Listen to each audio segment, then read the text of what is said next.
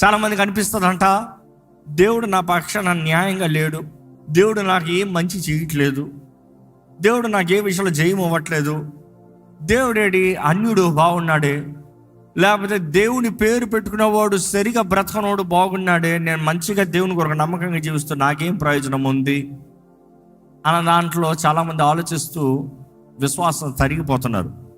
కానీ దేవుడు అలాంటి వారితో ఈరోజు మాట్లాడుతున్నాడు. ఎక్కడ ఇర్మియా గ్రంథం 12వ అధ్యాయం 1వ వచనం ఒకసారి చదివితే, యెహోవా నేను నీతో వాదించినప్పుడు నీవు నీతిమంతుడుగా కనబడదువు. నీవు నీతిమంతుడుగా కనబడుతున్నావు. ఆహా, ఇంట్రొడక్షన్ చాలా బాగుంది. అయినను న్యాయము విధించుటను గూర్చి నేను నీతో మాట్లాడుదును, దుష్టులు తమ మార్గములలో వర్ధిల్లనేలా.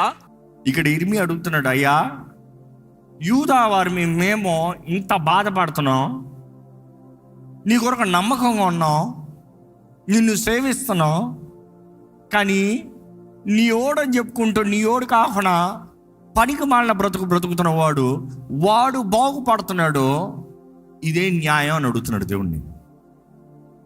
ఈరోజు దేవుని దగ్గర నువ్వు మాట్లాడడానికి వెళ్తున్నావు అంటే, go check for yourself. It is not your problem who God blesses.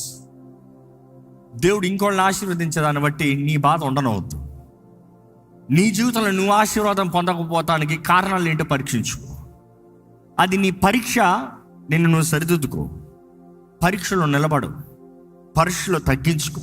ఇక్కడ దేవుడి దగ్గర వచ్చినప్పుడు ఇర్మియా ఎలాగ వాదిస్తూ ఉంటే దేవుడు ఒకటే మాట కొడుతున్నాడు ఆయనతో. ఏమని కొడుతున్నాడు చూడండి, నీవు పాదచారులతో పరిగెత్తగా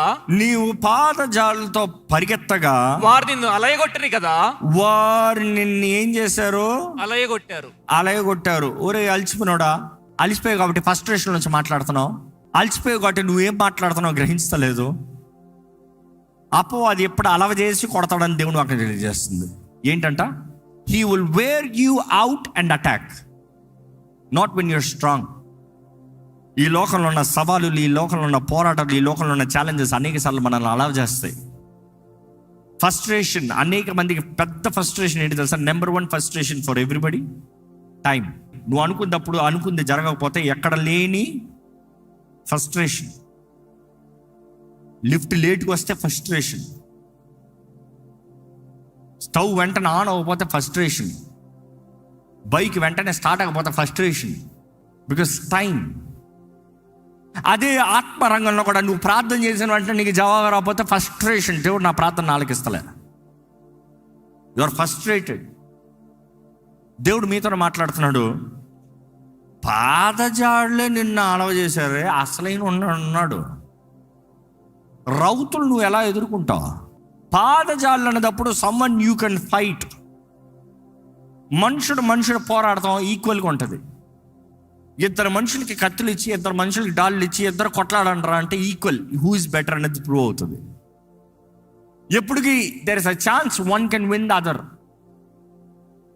కానీ దేవుడు అంటున్నాడు, ఇదిగో నువ్వు చేయగలిగిందే నువ్వు చేయలేనిదప్పుడు, నీ సామర్థ్యతలో ఉన్న దాంట్లోనే నువ్వు నమ్మకంగా లేనిదప్పుడు, నువ్వు పోరాడాల్సిన చిన్న చిన్న విషయాలే నువ్వు పోరాడినప్పుడు, నీలో కలగాల్సిన చిన్న చిన్న విషయాలకే కలగాల్సిన గ్రహింపై నీలో కలగనిదప్పుడు, అసలు ఉన్నాయి అసలైన పోరాటములు. ఎలా పోరాడతావు? అసలు ఉంది వెనకాల అసలైనోడు వస్తున్నాడు, పెద్ద దెయ్యాలు వస్తున్నాయి. ఎలా పోరాడతావు? ఈరోజు ఇక్కడ ఉన్న మీతో దేవుడు మాట్లాడుతున్నాడు. Do not get exhausted in life. Do not wear out in life. Do not get tired in life. Don't say I can't do it anymore. ఇక్కడ ఎవరైనా సరే డిప్రెషన్, డిస్కరేజ్మెంట్, డెస్పరేషన్లో ఉన్నారేమో. నా వలన అవ్వదు, ఇంకా నేను చేయలేను, ఇంకా నాకు కుదరదు, ఇంకా నా వలన నాకు చెప్పొద్దు. చాలామంది ఫ్రస్ట్రేట్ అయిపోయి అసలు దేవుని దగ్గర మాట్లాడరంట, దేవుని ఆలయాన్ని కూడా రారంట, అసలు వాక్యమే తెరవరంట, ఏముంది అంటారంట. కానీ ఈరోజు మీతో మాట్లాడుతూ దేవుడు చెప్తున్నాడండి, if the footmen have wearied you out. ఈ గుర్రముల మీద, ఈ రథముల మీద వచ్చిన వారు నువ్వు ఎలా ఎదుర్కొంటావు? దేవుడు అనేది యుద్ధంలో కూడా ఆ రోజుల్లో 2 రాజ్యములు పోరాడేటప్పుడు భటులు, ద ఫుట్మెన్ అనేవారు, భటులు అనేక వేల మంది ఉంటారు. రాజు స్థాయి తగ్గట్టుగా వేలాది మంది, లక్షలాది మంది కూడా ఉంటారు. సో అన్ని లక్షల మంది భటులు వస్తానికి కారణం ఏంటి? ఆ భటుల్లో వీరులు ఉండరు, ఆ భటుల్లో రియల్ పవర్ఫుల్ మెన్ ఉండరు, ఆ భటుల్లో అసలైన పోరాడే సామర్థ్యత కలిగిన వారు ఉండరు. వారందరూ తెలుసా, మాబు, పరిగెత్తు, ఓ పరిగెత్తు, ఓ కొట్టే. కారణం ఏంటి? ఆపోజిట్లో వచ్చే శత్రు ఎనర్జీని డైవర్స్ చేస్తానికి, లేకపోతే డైవర్ట్ చేసి డిస్పోజ్ చేస్తానికి, వీకెండ్ చేస్తానికి, పల్సన చేస్తానికి. అంతమంది వస్తున్నారు, ఈ నీళ్ళు కొట్టుకున్నారంటే మొదట కొట్టుకుని మిగిలిన వాళ్ళని అసలైన పోరాడటం సులభము. లేకపోతే ఫస్ట్ ఈ చెత్త అంతా క్లియర్ అవుతే నెక్స్ట్ అందులో ఎవరున్నారో బలమైన వాళ్ళని వారిని ఎదుర్కొంటానికి సులభము. సో యుద్ధంలో చూసినప్పుడు మొదటిగా ఈ భటులు వెళ్తారు, నెక్స్ట్ హార్స్మెన్ వస్తారు. ఆ హార్స్మెన్ తర్వాత వస్తారంట ఏనుగుల మీద. వాళ్ళందరిని దాటిన తర్వాత వస్తారంట ఎవరు తెలుసా? అసలైన వీరులు. ఎత్తింది అసలైన వీరులు పెట్టరు. 1,00,000 మంది సైన్యం ఉన్నదప్పుడు అసలైన వీరుడు వెళ్ళాడు, వీరుడు ఎగిరిపోతాడని పంపించరు. ఫస్ట్ పంపించేది ఆ చెత్త ఈ చెత్త, 2 చెత్తలు కొట్టుకోండి.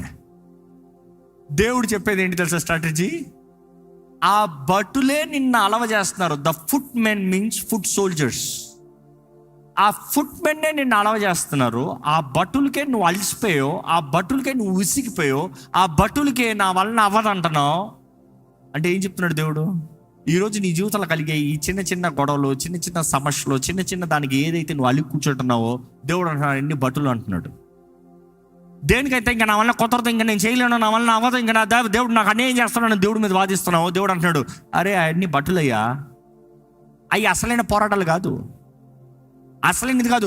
వాడు ఎందుకు వర్దిల్లాడు, వీడు ఎందుకు బాగుపడ్డాడు, వాడికి ఎందుకు ఉద్యోగం వచ్చింది, ఈమెకి ఎందుకు పెళ్ళి అయింది, ఇవన్నీ కాదు గొడవలు. అవన్నీ భటులు, చిన్న చిన్న భటులు నీ మైండ్ని కొంచెం డైవర్ట్ చేస్తానికి, నీ జీవితంలో నీకు దృష్టి లేక నీవు దేవుని మీద ఆధారపడకుండా నీలో విశ్వాసం కలగకుండా ఉండటానికి అపవాది తీసుకొచ్చే భటులు వీళ్ళందరూ చిన్న చిన్న వాళ్ళు.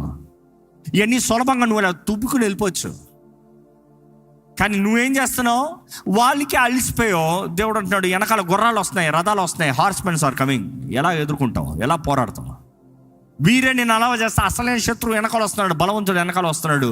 అదే సమయంలో మీ కంపారిజన్ మీరు చూస్తే మనుషుని పోరాడటానికే కష్టపడతా ఉంటే రథంని మనుషుడు పోరాడతాం అనేది ఇంపాసిబుల్. ఒక గుర్రంని మనుషుడు ఎదిరిస్తామనేది ఇంపాసిబుల్. మనుషుడు కొట్టే పంచికి గుర్రం తన్నికి చాలా డిఫరెన్స్ ఉంటుందంట తెలుసా?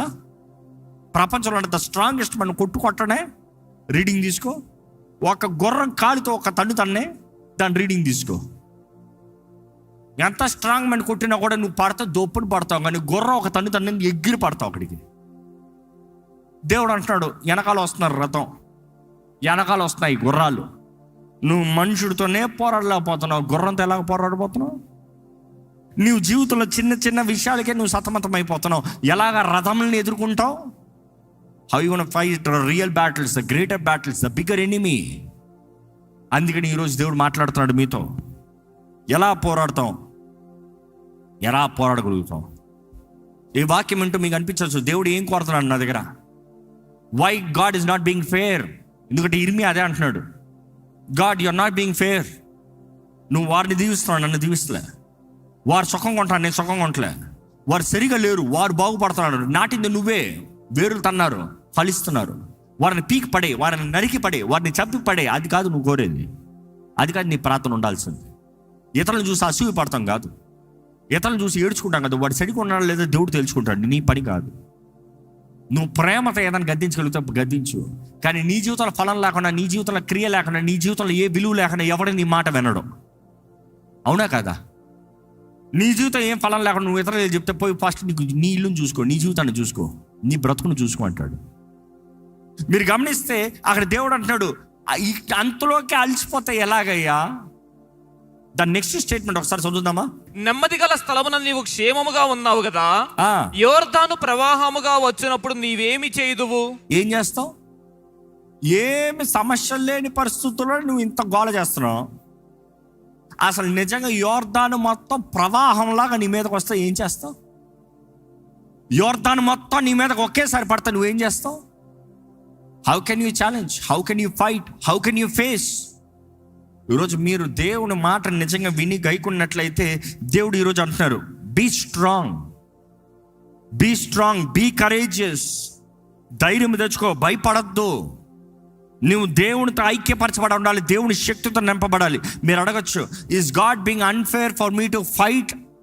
ఎ horse? No, God is not being unfair.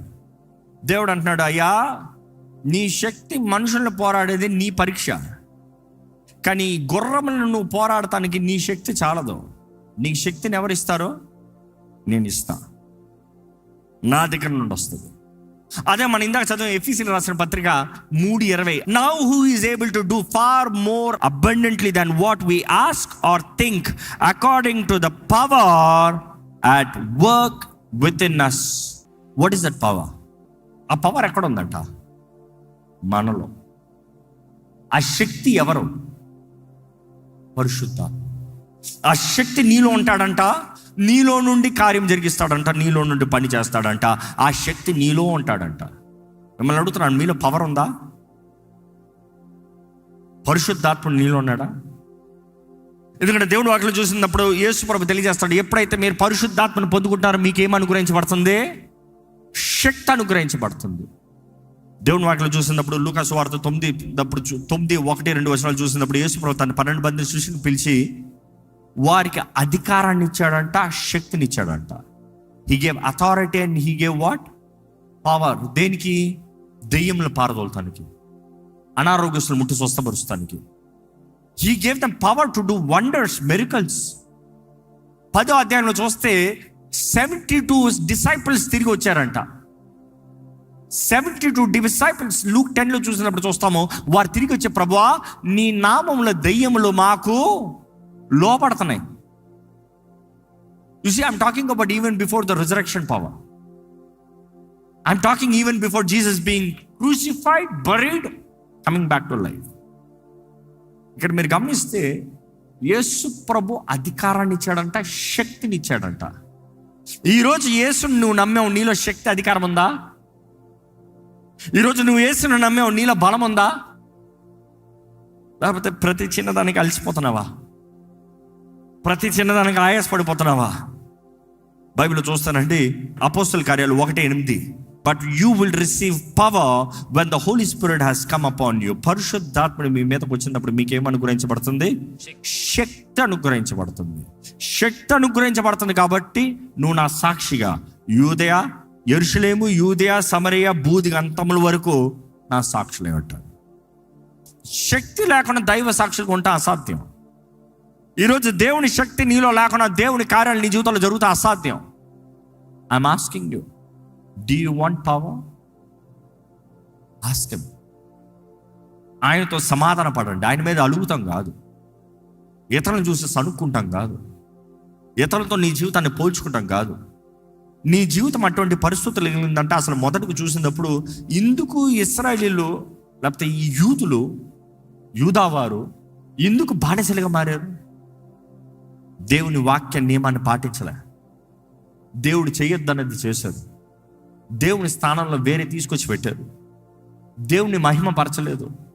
విశ్రాంతి దినాన్ని పాటించు అని దేవుడు అంత ఖచ్చితంగా చెప్పాడు. వారు రెస్ట్ అవ్వలేదంట భూమికి. దేవుడు అన్నాడు, నేను భూమికి రెస్ట్ ఇస్తాను, అకౌంట్ సెటిల్ చేస్తాను. 72 years వారు నెక్స్ట్లో పెట్టారు. 72 years వారు రెస్ట్ అవ్వలేదంట భూమికి, దేవుడు చెప్పిన రీతిగా. ఆ కరెక్ట్గా 72 years దేవుడు సెటిల్మెంట్ ఇస్తున్నాడు, రెస్ట్ ఫర్ ద ల్యాండ్. ఈరోజు మిమ్మల్ని అడుగుతున్నానండి, దేవుని వాక్యంని లోబడకుండా, విధేయుడు అవ్వకుండా, దేవుని మాటకి లొంగకుండా, నియమాల్ని ఆచరించకుండా, if you go your way calling yourself a believer, be assured you are facing your own challenges. అందులో ఇంకోటి ఎవడో వాడు ఏదో పనికి మాలిన పనులు చేసుకుంటూ దీవించబడ్డాడని, హెచ్చించబడ్డాడని, ఏదో వారేదో పైకి అభివృద్ధి పొందారని వారిని చూసి అలగద్దు, ఏడవద్దు. నీవు దేవుని దృష్టిలో సరిగా ఉన్నావా? నువ్వు దేవునితో సరిగా ఉన్నావా? ఆయన శక్తి ద్వారా నువ్వు నింపబడితే నీ పోరాటంలో నీకు జయం ఉంటుందని నమ్ముచున్నావా? ఈరోజు దేవుని వాక్యం మీరు చూసినప్పుడు గమనించండి. If you read this verse, దేవుడు అంటున్నాడు, 6వ వచనం చదవండి. నీ సహోదరుల సహితము, నీ తండ్రి ఇంటి వారు సహితము నీకు ద్రోహము చేయుచున్నారు. నీ వెంబడి గేలి చేయుదురు. వారు నీతో దయగా మాట్లాడుచున్నను నీవు వారిని నమ్మకూడదు. నా మందిరమును నేను విడిచి ఉన్నాను, నా స్వాస్థ్యమును విసర్జించి ఉన్నాను, నా ప్రాణ ప్రియురాలిని ఆమె శత్రువుల చేతికి అప్పగించి ఉన్నాను, నా స్వాస్థ్యము నాకు అడవిలోని సింహము వంటి దాయను. ఆమె నా మీద గర్జించుచున్నది గనుక నేను ఆమెకు విరోధినైతిని. నా స్వాస్థ్యము నాకు పొడల పొడల క్రూరపక్షి ఆయన. క్రూరపక్షులు దాని చుట్టూ కూడుచున్నవా? రండి, అడవి జంతువులన్నిటినీ పోగు చేయుడి, బ్రింగివేయుటికై అవి రావలెను. కాపర్లు అనేకులను నా ద్రాక్ష తోటలను చెరిపివేసి ఉన్నారు, నా సొత్తును త్రొక్కివేసి ఉన్నారు. నాకిష్టమైన పొలమును పాడుగాను ఎడారిగాను చేసి ఉన్నారు. వారు దాన్ని పాడు చేయగా అది పాడై నన్ను చూచి దుఃఖించుచున్నది. దాని గూర్చి చింతించు వాడొకడును లేడు గనక దేశమంతయు పాడాయను. పాడు చేయువారు అరణ్యమందరి చెట్లు లేని మెట్టలన్నిటి మీదకి వచ్చుచున్నారు. దేశం యొక్క ఈ కొన నుండి ఆ కొన వరకు యెహోవా ఖడ్గము తిరుగుచు హతము చేయుచున్నది. శరీరులకు క్షేమమేమీ లేదు. జనులు గోధుమలు చల్లి ముండ్ల పంట కోయుదురు. వారు అలసట పడుచున్నారు గాని ప్రయోజనము లేకపోయిను. యెహోవా కోపాగ్ని వలన కోతకు పంట లేక మీరు సిగ్గుపడుదు. నేను నా జనులైన ఇశ్రాయేలునకు స్వాధీనపరిచిన స్వాస్థ్యము నాక్రమించుకున్న దుష్టులకు నా పొరుగు వారిని గూర్చి యెహోవా ఈలాగు సెలవిచ్చుచున్నాడు. నేను వారి దేశముల నుండి వారిని పెళ్లగింతును, మరియు వారి మధ్య నుండి యూదా వారిని పెళ్లగింతును. వారిని పెళ్లగించిన తరువాత నేను మరలా వారి ఎడల జాలిపడుదును. ఒక్కొక్కని తన స్వాస్థ్యమునకును ఒక్కొక్కని తన దేశమునకును వారిని రప్పింతును. బయలుతోడని ప్రమాణము చేయుట వారు నా ప్రజలకు నేర్పినట్లుగా యెహోవా జీవము తోడని నా నామమును బట్టి ప్రమాణము చేయుటకై తాము నా ప్రజల మార్గములను జాగ్రత్తగా నేర్చుకుని ఎడల వారు నా ప్రజల మధ్య వర్ధిల్లుదురు. అయితే వారు నా మాట విననొల్లని ఎడల నేను ఆ జనమును వేరుతో పెళ్లగించి బొత్తిగా నాశనము చేతును. ఇదే యెహోవా వాక్కు. మనం చూస్తామండి, దేవుడు అంటున్నాడు, ఇదిగో నేను ఇట్లా చేస్తానికి కారణం ఏంటంటే నా ప్రజలు సరిగా బ్రతకల. నేను వాగ్దానం చేసిన వాడు సరిగా బ్రతకల. నేను నీకు మేలు చేయట్లేదు అంటున్నాడు. లేదు లేదు లేదు, మీరు నా మాట వినలే. మీరు మంచి జరిగించాలి, నేను అవకాశం ఇస్తాను, తరుణం ఇస్తాను. మీరు లోపడలేదా, మొత్తానికి నాశనం చేసేస్తాను. నా మాట మీ నోట్లో ఉండాలి. మీరేమో అన్ని మాట పెట్టుకుని ఉన్నాడు. మీరు నాకు లోపడాల్సిన వాళ్ళు శత్రువు వచ్చి దోచుకుని పోతున్నాడు. రైటే, ఎందుకంటే మీరు సరిగ్గా బ్రతకల. యువర్ సెయింగ్ వాడెందుకు ఇలా ఉన్నాడు, వీడెందుకు ఇలా ఉన్నాడు, వాడెందుకు అప్పుడు. నో నో నో, నువ్వు సరిగా లేవు, మీ వారు సరిగా లేరు. ఇక్కడ you have not lived right. ఈరోజు మిమ్మల్ని అడుగుతున్నానండి, మనము దేవునితో సమాధాన పడవలసిన అవసరత ఎంతో ఉంది. దేవునితో సంపూర్ణంగా సమాధాన పడ్డారా? సమాధాన పడ్డానన్న వారు మరలా ఆ విషయంలో గొడవలు పడతానికి లేదు. ఇంట్లో భార్య భర్తలకు గొడవలు, మనస్పర్ధలు వస్తాయి. వచ్చినప్పుడు కొంచెం ఆర్గ్యుమెంట్ అవుతుంది. ఇద్దరు ఒకరిని ఒకరు అర్థం చేసుకున్నాను అన్నదప్పుడు, ఎవరైనా భార్య కానీ భర్త కానీ నేను సారీ, ఐ అపాలజైజ్ అన్నదప్పుడు ఓకే డన్ అన్నారు అనుకో, సమాధాన పడ్డారని అర్థం వచ్చింది అనుకో, మరలా ఆ విషయం టాపిక్ ఎత్తుతానికి ఉంటుందా? నేను క్షమించానన్న తర్వాత మరలా ఆ విషయం గురించి మాట్లాడతాం కుదురుతుందా? దేవుడు అంటున్నాడు, you have not settled with me. మీరు సెటిల్ చేసుకోలేదు. ఈరోజు మిమ్మల్ని అడుగుతున్నానండి, దేవునికి విరోధంగా ఏంటి మీ జీవితంలో ఉన్నది? ఏంటి అది? మిమ్మల్ని మీ జీవితంలో దేవుని హస్తం కనబడను ఒకనా, దేవుడే మిమ్మల్ని అణిచిపెట్టేలాగా చేసేది. నువ్వు ఇతరులను చూసి కుళ్ళు పడతంలో, ఇతరులను శపిస్తంలో కాదు, నీ హృదయం సరిగా ఉందా? దేవుడు అంటున్నాడు, ఇదిగో వీళ్ళే నిన్ను అలవ చేస్తే, ఈ చిన్న చిన్న విషయాలే నిన్ను నా దగ్గర నుండి దూరం చేస్తే, ఈ చిన్న చిన్న విషయాలే నీ విశ్వాసాన్ని పోయేలాగా చేస్తే, అసలైన రథాలని ఎలా ఎదుర్కొంటావు? How do you face the horsemen? గుర్రముల మీద వచ్చేవారిని ఎలా పోరాడగలుగుతావు? ఈరోజు దేవుని వాక్యం వింటూ మనం జ్ఞాపకం చేసుకోవాలి, సనుగుడు గొనుగుడు ఆత్మ మనలో ఉండడానికి వీలు లేదు. దేవుడు కోరేది ఒకటే, నువ్వు గుర్రములు పోరాడతాను, నీ వల్ల నీకు అవ్వదు, కానీ నువ్వు నా శక్తిని పొందుకుంటే, నా ఆత్మని పొందుకుంటే, నా ఆత్మ శక్తి ద్వారంగా నువ్వు నిశ్చయం గొప్ప జయం చూడగలుగుతావు. ఈరోజు మీకు అనిపించచ్చేమో, నా శక్తి చాలట్లేదు, నా బలం చాలట్లేదు, నా వల్ల కుదరట్లేదు.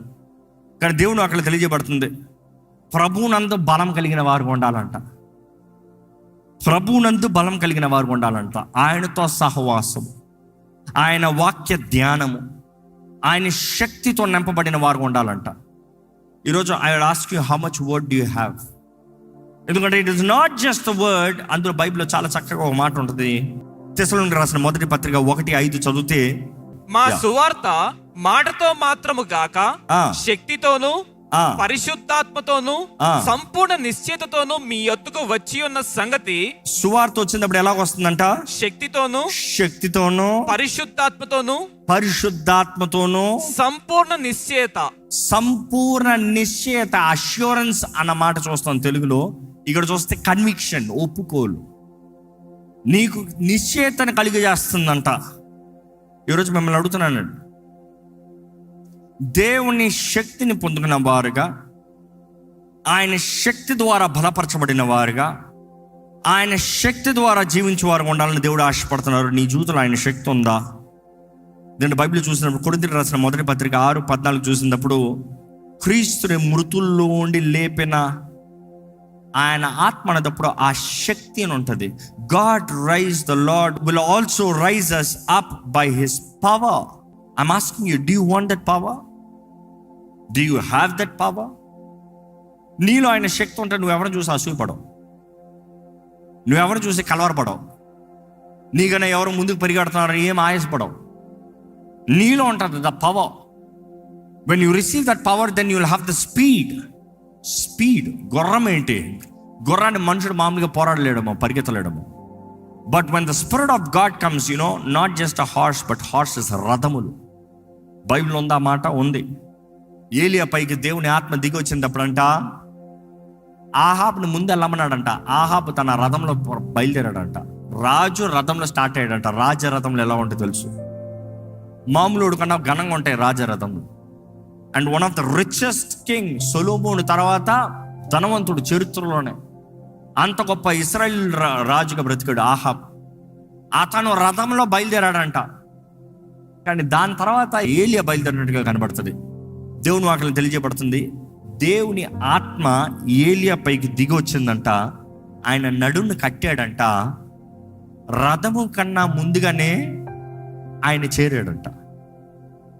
రథం కన్నా ముందుగానే ఆయన పరిగెత్తుకుని వెళ్ళిపోయాడంట. I'm asking you, if you receive the power of God, you might think the wicked is prospering. రథములు ముందు వెళ్ళిపోయి అనిపించచ్చేమో, కానీ ఆ శక్తి నీ మీదకి వస్తే, ఆ ఆత్మ శక్తి నీకు అనుగ్రహించబడితే, ఆ రథముల కన్నా నువ్వు ఎంతో వేగంగా యూ విల్ క్రాస్. నువ్వు దాటి వెళ్ళిపోతావు, నువ్వు వేగంగా పరిగెత్తి వెళ్ళిపోతావు. You might think your time is delayed, you might be frustrated. సమయం పోతుంది, జీవితంలో ఏం జరగట్లేదు, ఏం కలగట్లేదు, అందరికి అన్నీ అయిపోతుంది. Don't worry. when the spirit of God is upon you in his time, ఆయన సమయంలో ఆయన సమస్తము సమకూర్చి జరిగిస్తాడు.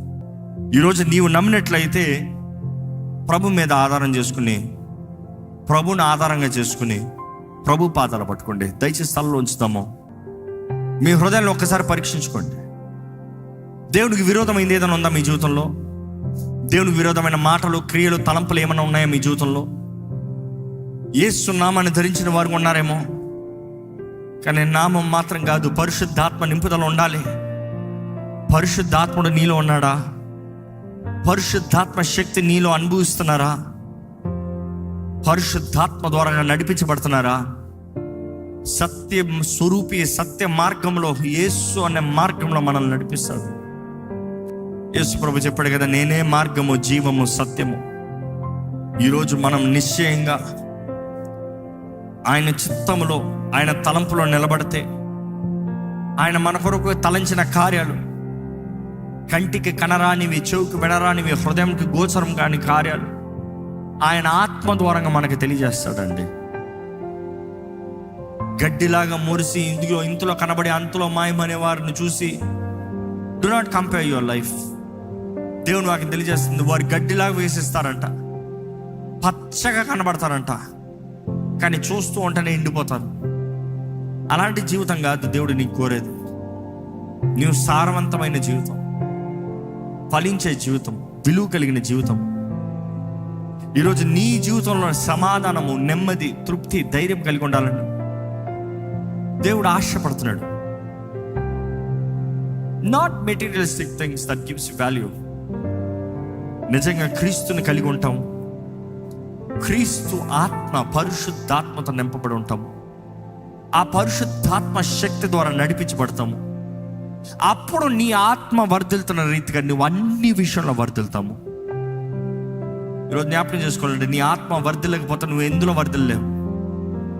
ఫస్ట్ నీ ఆత్మ వర్ధిల్ల రీతికి నువ్వు అన్ని విషయంలో వర్ధిల్లి సుఖముగా ఉండు ప్రియుడు అని దేవుడు వాక్యం తెలియజేస్తుంది.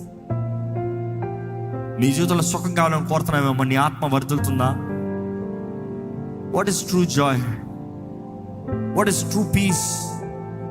నిజమైన సమాధానం ఏంటి? నిజమైన ఆనందం ఏంటి? నిజమైన ధైర్యం ఏంటి? ఈరోజు దేవుడిని ఎరిగిన వాడు వింటున్నావు, నిబంధన చేయబడ్డాను అంటున్నావు. ఎలా ఉంది నీ విశ్వాస జీవితం? ఎలాగుంది నీ ప్రార్థనా జీవితము? ఎలాగున్నాయి మన మాటలు, మన తలంపులు, మన క్రియలు? ప్రభువుకి అంగీకారంగా ఉందా? అడగండి, దేవా నీ శక్తితో నన్ను నింపయ్యా. ప్రభా మాకు ఇచ్చిన ఈ ధన్యతను బట్టి వందనాలు, ఈ దీవెని బట్టి వందనాలు. దేవా నువ్వు ప్రతి ఒక్కరితో మాట్లాడని నమ్ముతున్నాం ప్రభా. దిష్కి వేసారిన బ్రతుకులుగా మా బ్రతుకులు ఉండకూడదు ప్రభా. ఫలించి అభివృద్ధి చెందే బ్రతుకులుగా మా బ్రతుకులు ఉండాలయ్యా. నీ శక్తిని కనపరిచేవారుగా, నీ ఆత్మ ద్వారా నడిపించబడేవారుగా మా జీవితాలు ఉండాలి ప్రభా. నీ కృపలో మమ్మల్ని జీవింపజేయి. ఆత్మ వరములు మాకు అనుగ్రహించు. ఫలించే బ్రతుకుడు మాకు అనుగ్రహించు. అభివృద్ధి చెందే జీవితం మాకు దయచే ప్రభా. నీకు విరోధంగా పోయి ఏమి చేయలేమయ్యా. నీవే మా దేవుడు, నీవే మా రక్షకుడు, నీవే మా సర్వమును ప్రకటించుడుగా. దేవా మా చేయి పట్టుకుని నడిపించాయా, మా కుడి హస్తాన్ని పట్టుకుని నడిపించు ప్రభా. శత్రు సమూహం అంతా వచ్చిన మాలో నీ ఆత్మ ఉంటే, మాలో ఉన్నవాడు లోకంలో ఉన్నవాడు కన్నా గొప్పవాడు అని మేము ధైర్యంగా చెప్పగలుగుతాం కదయ్యా. దేవా ఇక్కడ ఇంకా రక్షణ పొందిన వారిని చూడు, ఇంకా పేరు జీవగ్రంథంలో రాయబడిన వారిని చూడు ప్రభా. రక్షణ పొంది దిగజారిపోయిన వారిని చూడు ప్రభా. నీ ఆత్మ ద్వారా పురుగొల్పు, నీ ఆత్మ ద్వారా దర్శించు. ప్రతి ఒక్కరు రక్షించబడాలనేదే నీ ఆశ కదా ప్రభా. మమ్మల్ని వెతికి రక్షిస్తానికి ఈ లోకంలోకి వచ్చావు కదా ప్రభా. ఈసారి నీ నామాన్ని ధరించిన వారికి మేము బ్రతకాలయ్యా. ఈ అంచె దినాల్లో నీతో నిబంధన చేయబడిన వారిగా నీ శక్తి బలంతో జీవించే కృపను మాకు అనుగ్రహించమని అడుగుతున్నాను. ఈరోజు విత్తన వాక్యాన్ని ముద్రించి ఫలింపజేయ ప్రభా. నీ వాగ్దానాలు మా జీవితంలో నెరవేర్చి ప్రభా. నీ కృపను, నీ తోడుని మెండుగా మాకు అనుగ్రహించి నీ సహాయంతో మమ్మల్ని నడిపించి పని నజరేయుడైన యేసు నామములో అడిగి వచ్చున్నాం తండ్రి, ఆమేన్. దైవం